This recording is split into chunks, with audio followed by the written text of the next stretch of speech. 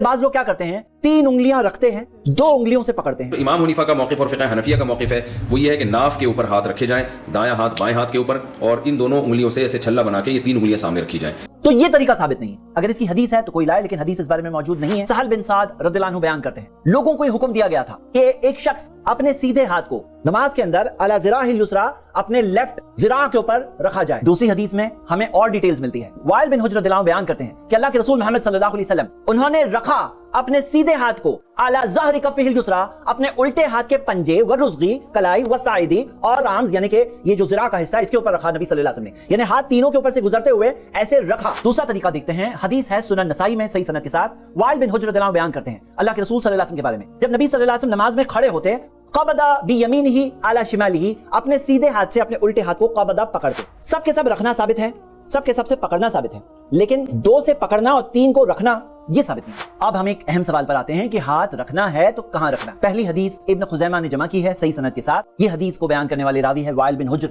रज़ियल्लाहु अन्हु। वो कहते हैं, मैंने नमाज पढ़ी नबी सल्लल्लाहु अलैहि वसल्लम के साथ। नबी सल्लल्लाहु अलैहि वसल्लम ने अपने सीधे हाथ को उल्टे हाथ पर रखा, आला सदरिही, अपने सीने पर। यह था तरीका कि हाथ हम कहां बांधे और कैसे रखें। और जहां तक सवाल तहत सुर्रा वाली हदीस की है कि नाफ के नीचे, वो सारी हदीसें ज़ईफ है, क्योंकि उसमें एक रावी है अब्दुर्रहमान बिन इसहाक अल-वासिती, जिनके ताल्लुक से मुहद्दिसीन का इजमा है कि ये रावी ज़ईफ है। मतलब वो हदीस साबित दर्जे तक, सही या हसन दर्जे तक नहीं पहुंच रही है। अगर वो पहुंच जाती, उसी तरह हम आपको यहां ये कहते कि नाफ के ऊपर भी बांधना मिलता है सीने पर और नाफ के नीचे भी बांधना मिलता है, ऐसे कहते।